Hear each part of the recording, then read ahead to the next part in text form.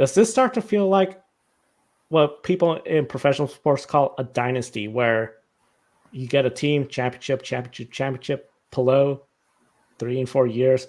Is this the start of the Alex Palou dynasty in IndyCar?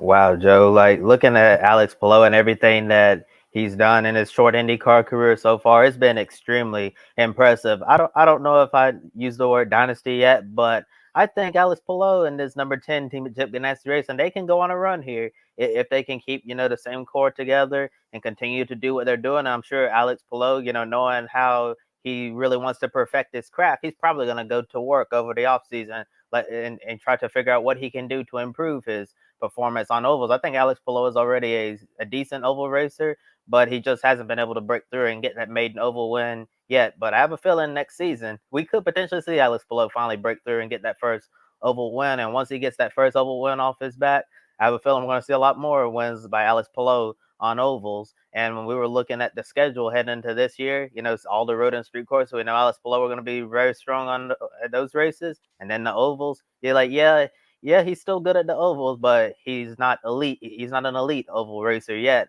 And I think Alex Palou is like a step away from being one of the elite oval racers in IndyCar. And once he gets there, like there's gonna be, it won't matter whether it's a road course, a street course, a short oval, super speedway. Alex Palou will be able to get the job done regardless of where we're at. And it's just really crazy that he's won the title 3 times in the last 4 years or so. It's just mind blowing. This is something I haven't seen, in quite a while well, I mean, I don't want to say I haven't seen this quite a while in motorsports. We've seen this in other series, but I'm just like in IndyCar in general, to see a driver come in like this, especially so early on in his career, to come in and dominate. Usually you see drivers in the IndyCar series, it takes them a minute to, get up to speed. You see how long it took Joe Samaniego to get his first title, over a decade to get his first Indy 500. And some of these drivers, they're really good, but they're very competitive over the years, but they still just can't get that Astor Cup. They just can't get it. But Alex Palou, he has them 3, in the last half decade or so, and it just makes me wonder, Joe. You talk about dynasty. I wouldn't say dynasty yet, but but based on what we're looking at right now, I think we're trending in that direction. He could go on a Jimmy Johnson like running IndyCar, and that's crazy to say in such a competitive series.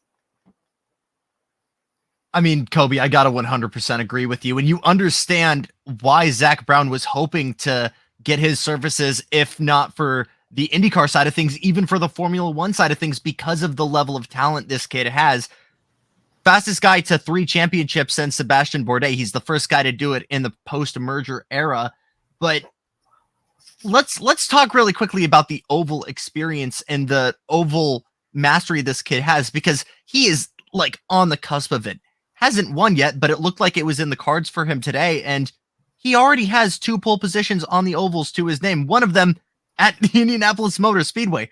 So this guy knows how to drive fast on the ovals. He's just this close from putting a good race together, and we could put it on him being able to avoid bad luck, but it feels like in the past couple of races, be it at Indy or at any of the short ovals, if there's bad luck, it's kind of struck in him there.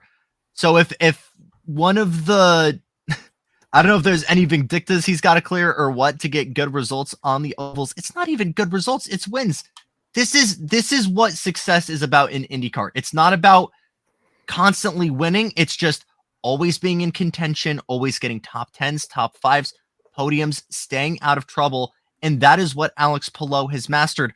So Joe, when we're looking at the big guy at Chip Ganassi still right now, Scott Dixon, and the kind of records he's achieving right now, whether it's beating AJ Foyt on championships, on wins, we've got to ask ourselves 10 years out if these are the kind of numbers that Alex Palou is going to be challenging himself.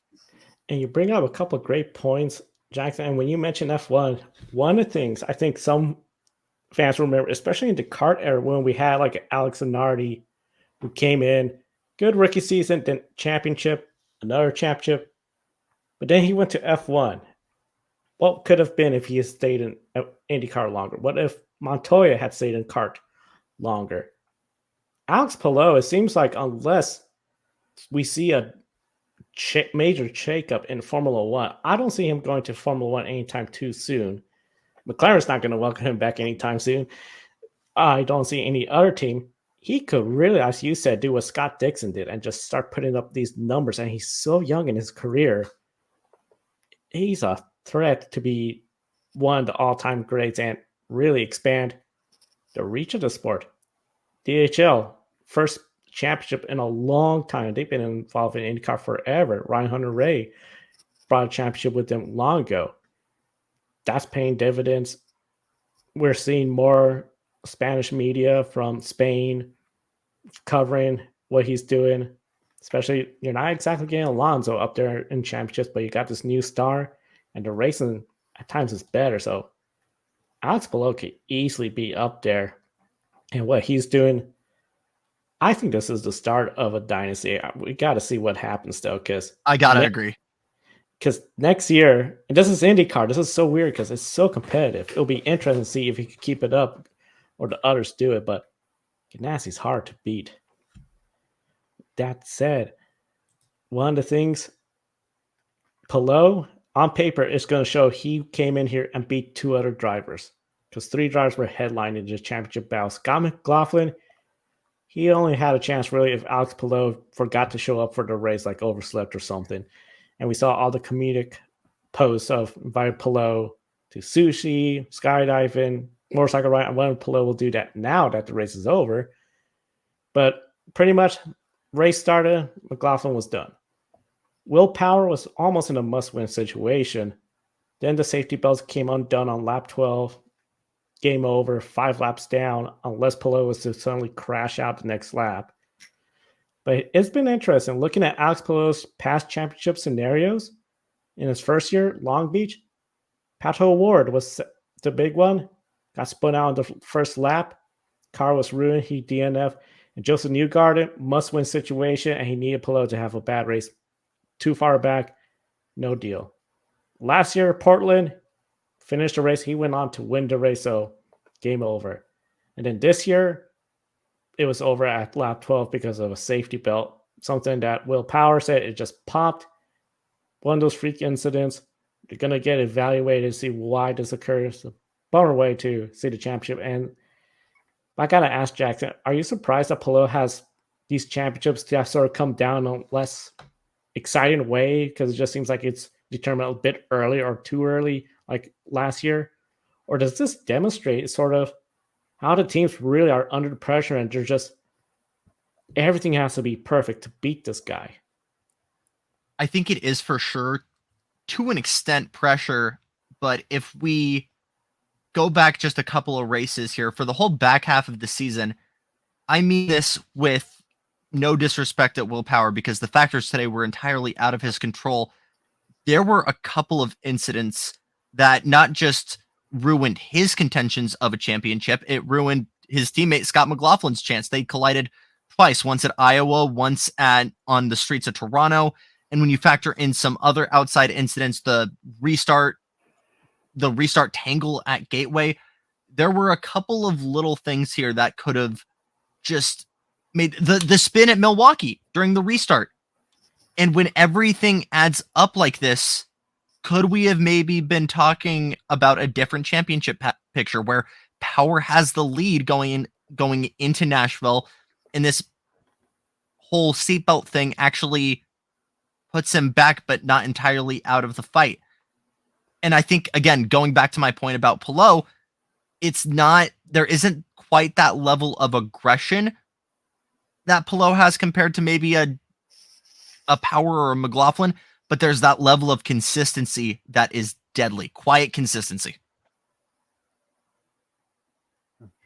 Yeah, for sure. It's been interesting seeing how Alex Palou's championships have come down. Last year, completely dominant all season, went on a whole bunch of races, and it really seemed like that nobody could go with Alex Palou.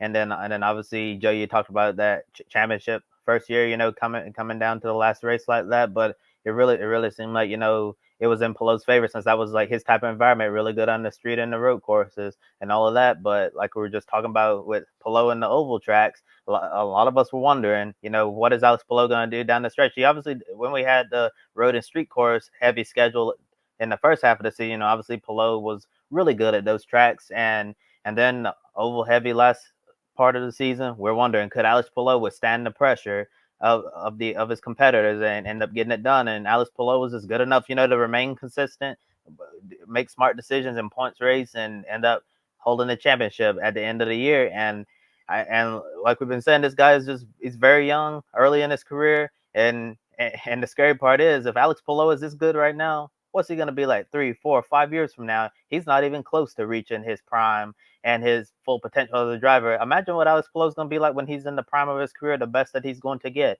as a race car driver. That's why I'm wondering, how many more championships could this guy win? Could we see Alex Palou, go on a run and win multiple championships in a row? Could we see him potentially, get up to the magical number of 7? Because it seems like in all racing championships worldwide, once you get to 7, you don't really go to 8 or any more like that. I just thought Palou handled this championship season extremely well.